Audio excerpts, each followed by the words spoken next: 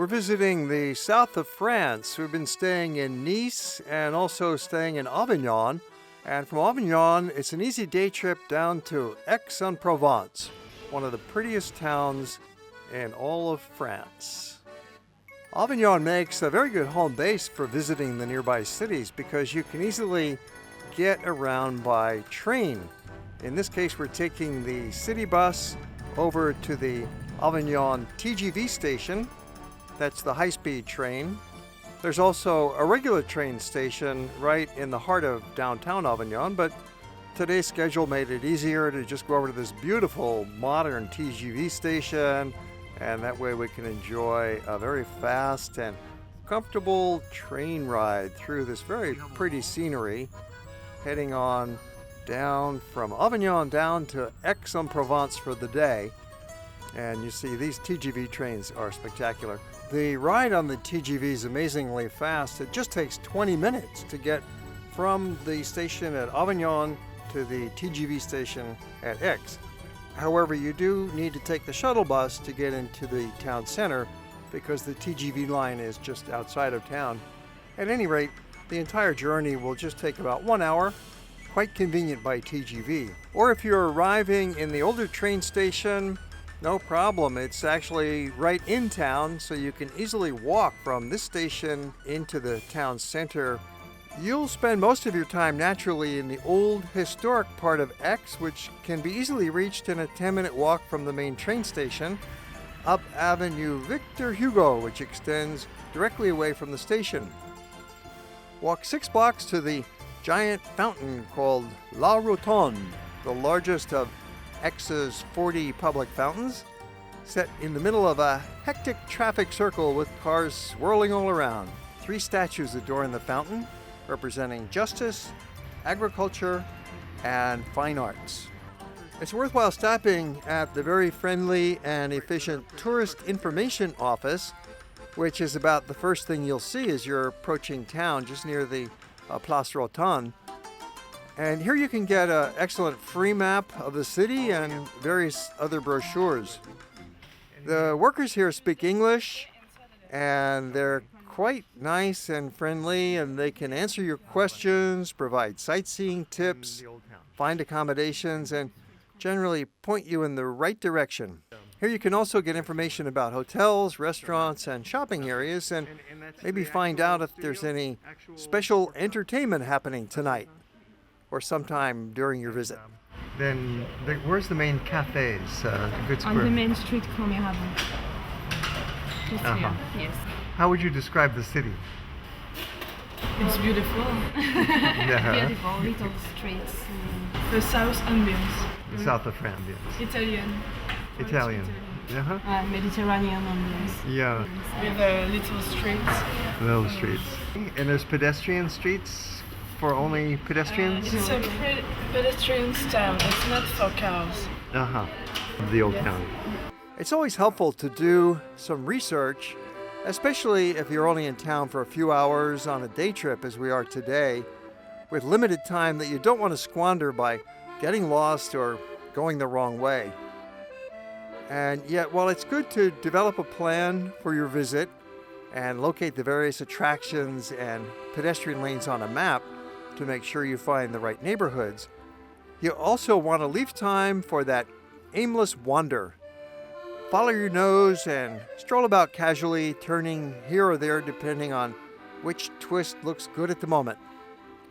Have a peek around the corner. If it looks boring, then just keep going. You can make up your mind as you're walking. And the old town is small enough that you will not get lost for very long. And this mystery of discovery, after all, is a big part of the travel adventure. We're standing in the heart of Aix-en-Provence, a beautiful French city. It's been called the most desirable city in France to live in, and it's because of the ambience of the place. It has a remarkable history that goes back to the 15th, 16th centuries when it was a very fashionable place to live, right up through the 17th and 18th centuries. There's no really ancient history visible here. There's no Roman ruins left. And there's some cars that go through the central part of town, there are also a lot of pedestrian lanes. The pedestrian zone is quite extensive, as you find in most European cities in the heart of town, lined with shops and cafes and little places where you can get a takeout sandwich, or there's high-quality restaurants. And the main boulevard is lined with elegant cafes, a good place to sit and while away some time. The traffic is pretty moderate here. The population is only about 150,000 in the whole city. There's a lot of young people here. They say nearly 1/3 of the population is students here in Aix-en-Provence. There's a large university. The city is roughly divided into an old town and a newer town, and it's the old town that has the greatest charm. Behind me is the Fountain of the Dolphins. We're in the Place Dauphin, and it's one of the 200 fountains in the city of Aix. You'll most likely begin your explorations of Aix on the main street, which is also the first street you'll come to, probably. It's the Cours Mirabeau, a broad street that was established back in 1651. Simply called the Cours, it's sometimes considered the most attractive boulevard in all of France. Lined with shops, outdoor cafes, and restaurants in all price ranges, along a wide sidewalk with magnificent plane trees towering overhead, and 3 moss-covered fountains in the middle of the street. You'll experience a human scale throughout town. Even the public buses are small. Some are electric-powered and very tiny for just a few passengers, providing excellent service. It's amazing how public buses can get around in those very narrow lanes. The 3 beautiful fountains along the Cours are called, first of all, the Fountain of the 9 Cannons, and then the so-called mossy fountain from which flows a warm thermal water that generates a thick foam that covers the fountain with a green moss. And at the top of the boulevard, there's the Fountain of King Rene, designed in 1819, and it adorns a work of the artist David Anger. Most of the streets you'll be walking on are for pedestrians only, quite narrow and charming.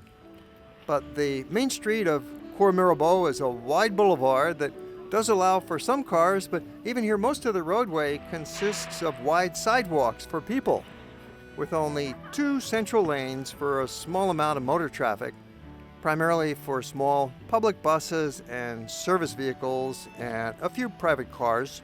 Its most chic cafe is Le Deux Garçons at number 53. The Cours makes a good place to sit at a cafe or on a bench and just while away some time. A great spot for people watching.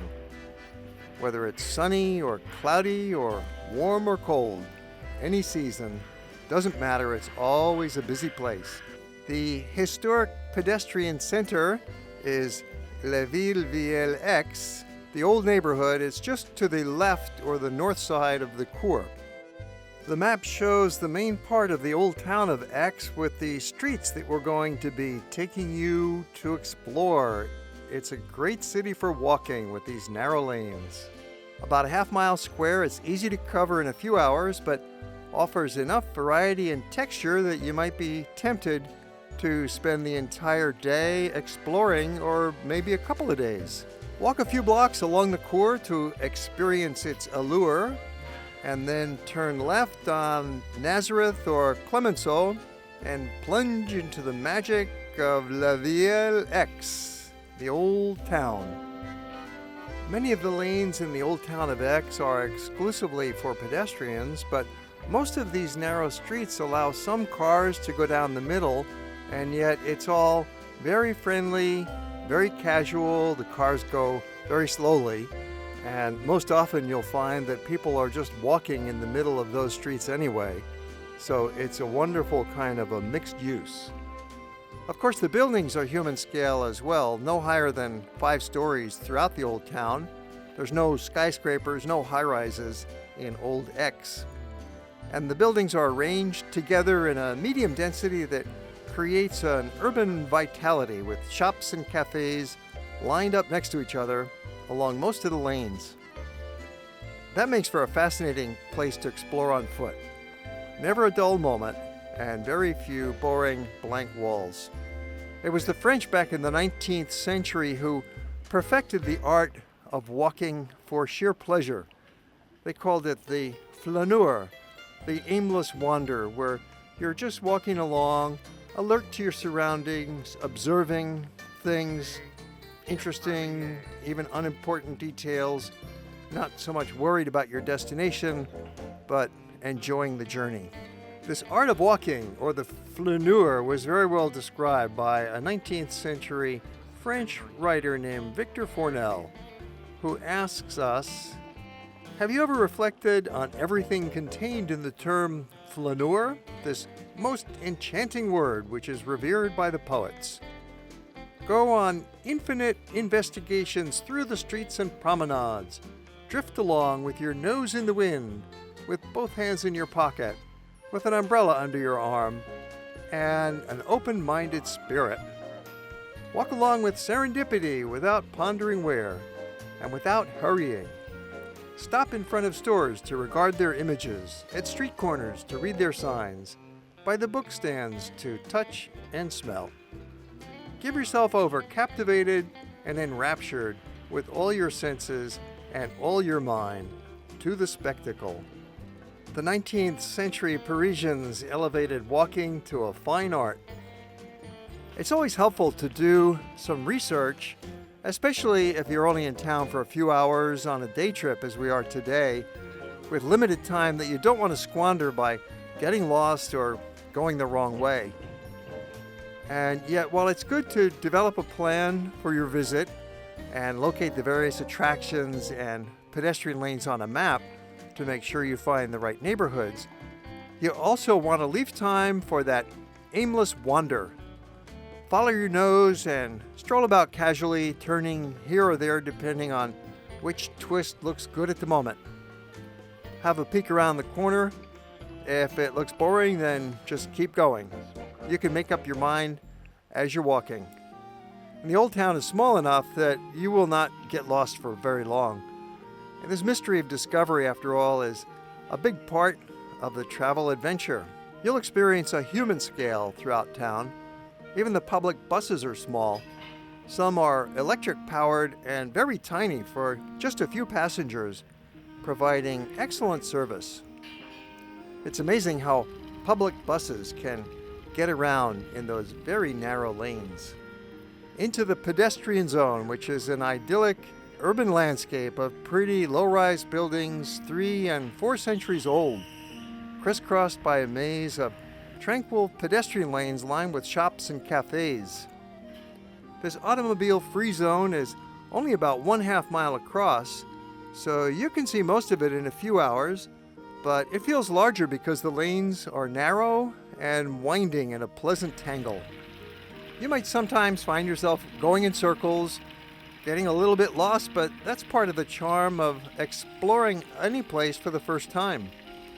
Don't be dismayed if you're walking along a lane and you seem to recognize some of the shops or the building fronts. Maybe it's the second or third time you've gone down there in different directions, but you'll always notice new things to see.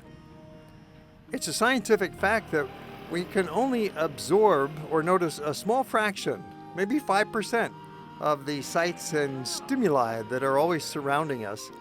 So a second and third visit down the same attractive lane can really be quite entertaining. We're continuing our walk through Aix-en-Provence in the south of France. Among the most enjoyable places to admire the foods, flowers, antiques, and colorful local life are the outdoor markets of Aix, especially on a Saturday morning and to a lesser degree on Tuesdays and Thursdays.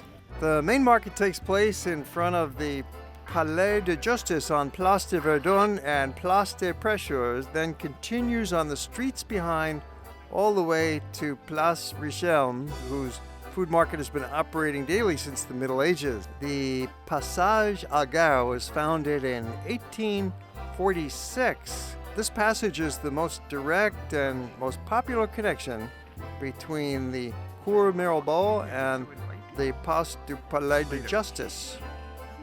And part of the market is sort of a flea market, antique market. They've got a whole variety of furniture. There's clothing, jewelry, the usual, the bric-a-brac, the old books.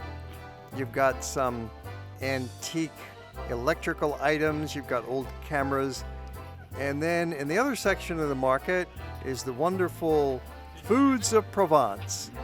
You've got a big variety of fresh foods here, your vegetables, most of them grown in the south of France. So if it's out of season, if it's winter time, they would be brought in from perhaps the Middle East, from Israel, from Africa, from Italy. But the south of France has got a wonderful climate for growing agricultural products all year round. And one of the specialties is the olives. You can get it ground up as the tapenade, different varieties of ground up olive. That's a wonderful way to have this delicious and healthy food consumed. All sorts of greeneries. There's lychee, there's oranges, apples, every kind of fruit imaginable. And yes, the French have cheese. Cheese galore. Variety of French cheeses. Some of it is not even homogenized, so you get that real fresh, zingy flavor. The cuisine of Provence is somewhat influenced by that of Italy. It's the Mediterranean atmosphere. And they've got some rich whole wheat breads, not just the baguettes with the white flour, but this is more of a country market. Fresh carrots, turnips, and lots of French characters. It's really a delight to see the French in their comfortable market, in their glory, really. This is an authentic kind of experience that you're never going to get if you're sitting on a tour bus or just paying a quick visit to a place and taking a few photos and then moving along. And then around the outside of the market square, you have more stores and bars and cafes. So all around you, there are interesting things going on. Just behind the Palace of Justice, there's another little market square. To find this other clothing market, just walk around the corner and the side of the courthouse and go to the back of it, and there you'll find another intersection of streets filled with market stalls. And here you're going to find clothing, piles and piles and piles of clothing, and local people out looking for a bargain.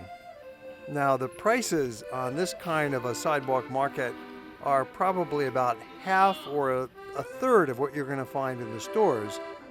And the quality is probably just as good. You're watching some video that was photographed during one of our tours of the south of France. Our group of travelers from Hawaii just really enjoying these colorful sights. And they've got musical CDs, they've got DVDs, and maybe get an International Herald Tribune from the newsstand. They've got postcards and so many varieties of olive. There must be hundreds of kinds of olives that are grown in France. And there's another market, one more block further on Rue Vaugirard. It's a beautiful little plaza with trees and sunshine streaming in, and another lovely mix of items for sale. The markets of Aix add one more element to this enchanting town in Provence. Let's listen to the street musicians for a moment as we enjoy the sights of the quaint streets and the sidewalk market.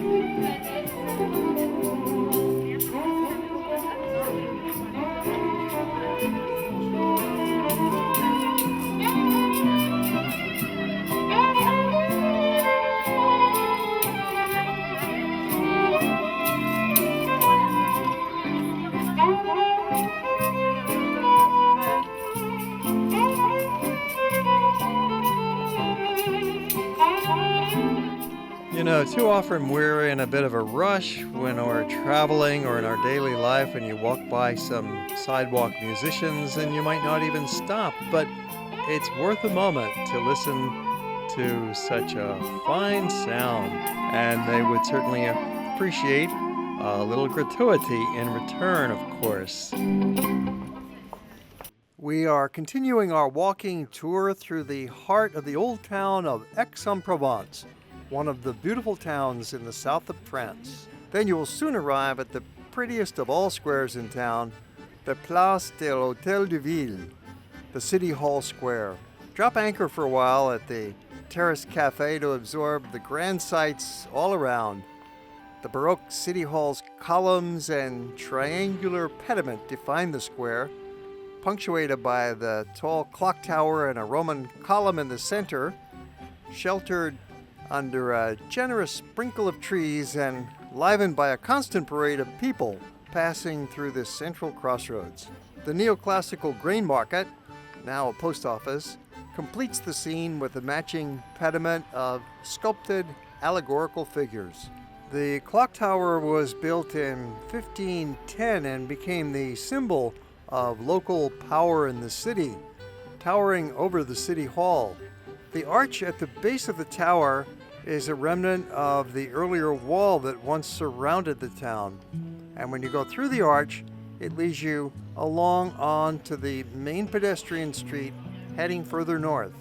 The main pedestrian lane continues north, changing names now to Rue Gaston de Saporta, and leads to Aix's main church, the Cathédrale Saint-Sauveur.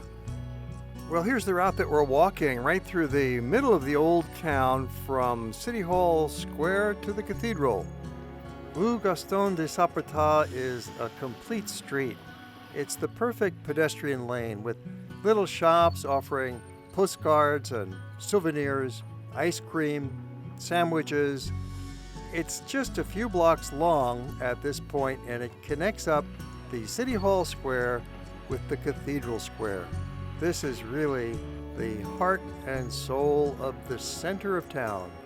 And along the street, you've got an interesting mix of restaurants, there's some shops, there's a few offices, and then upstairs you've got apartments. Throughout this whole central historic district, you've got this kind of mixed use. It's very much a living neighborhood. This is what gives it that vital mix. So there's always people around. There's a neighborhood market. There's the coffee shop on the corner. Perhaps you're even working in the neighborhood or going to school here. So this is what keeps the central part of the city alive. The Cathedral of Saint-Sauveur is a church of very early origin and dates in its present form from the 11th century. The choir is from 1285 and one aisle was added in the 14th century. There's an octagonal baptistry from the 6th century that's said to occupy the site of a temple of Apollo. It contains 8 antique columns, 6 in green marble and 2 in granite. In English, we call this cathedral Saint Savior, and it's an architectural patchwork that survived the centuries in keeping track of its stone of bygone eras. Built according to legend on the site of a pagan temple, it was constantly revised and unites 3 naves of these different styles, the Romanesque, Gothic, and Baroque. Out in front of the cathedral, you have got a picturesque sidewalk cafe, great spot to sit and take a break, have a drink, enjoy the scenery. The pedestrian lane passes right through it. And then just in front is the university.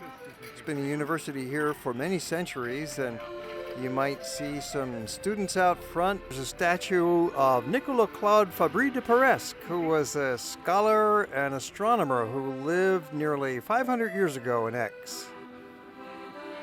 The Museum of Old Aix is in a magnificent townhouse mansion right on the main pedestrian lane from the 17th century. Now backtrack and choose some alternative routes to wander through. Aix-en-Provence is so lovely that various French surveys have chosen it the most desirable city in which to live due to the ambience of the special place. The modest population of just 150,000 residents gives it a small town charm, and yet Aix is big enough to provide all the necessities and comforts of urban living. And nearly 30% of the population are university students, lending an air of youthful energy, culture, and enthusiasm. And plus, you'll always find some budget places to eat when there's so many young people around. So you really have the best of all worlds. It's an urban place, and yet it's a small city. So you've got all the amenities of the walking distance. You've got a shop on the corner. You've got the cafe around the bend. There's a bar. There's restaurants. There's the outdoor plazas. There's fountains, beautiful boulevards, wonderful colors in the buildings, tree-lined streets. There's a mix here in population of university kids. There's older folks. There's working people. There's some immigrant vitality. And you're in Provence. What more could you possibly ask for? This is the good life. Another attractive square is the Place des Cardours, whose pastel facades surround the large central plaza, creating a distinctly Provençal atmosphere, enhanced by a row of outdoor restaurants. Cardour is often frequented by university students and the local yuppie crowd out for lunch, so it's a prime spot to have a meal. The Place des Cardours used to be just a street. It was a wide street running through the city, like many of what are now the pedestrian lanes and the beautiful plazas that are for people only. 50 years ago, there were cars running through a lot of these sections, most of these sections, but now it's been converted into this wonderful broad plaza. It has a lot of similar ambience as Italy.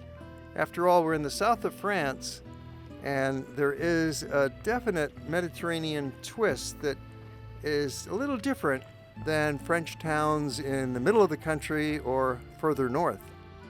There's a little tourist train if you're tired of walking. How about this miniature city bus? It's electric, it's quiet, and it's perhaps the smallest public transit ever. Very efficient. We're going to keep on walking. Little plazas with fountains and benches often accent the intersections of these various paths. This is French living and urban planning at its best. Here we have a very typical street in the heart of town, Rue Boulegon, and it's just one block long and yet quite fascinating in its own right. There's a slight curve to it. It's got protected sidewalk areas for pedestrians, and yet there's a lane down the middle, so there's some vehicle access, but you really don't see cars going through here. It is a restricted historic area. This kind of vital mixture creates an ambience that modern city planners are striving to recreate, and yet here it just sort of happened naturally. It's grown up over the centuries. People created cities from the ground up. You've got your shops on the ground floor, and people live upstairs. And today, in our old and decaying downtowns, in the modern Western world, in America, for example, we're now trying to rediscover this very humanistic way of living. Place des Trois Ormeaux is an especially beautiful little square with this wonderful fountain. It's working, it's clean, there's interesting buildings all around it. The French consider Aix to be the most desirable city in the country in which to live. Specifically, if they could retire anywhere in France, they would choose Aix. And I do believe that in today's program, we have proven their case. Don't tell anybody else, but we might have found the most beautiful town in the world. Well, that's a brief look at Aix. We'll show you more scenes of this beautiful town in other episodes.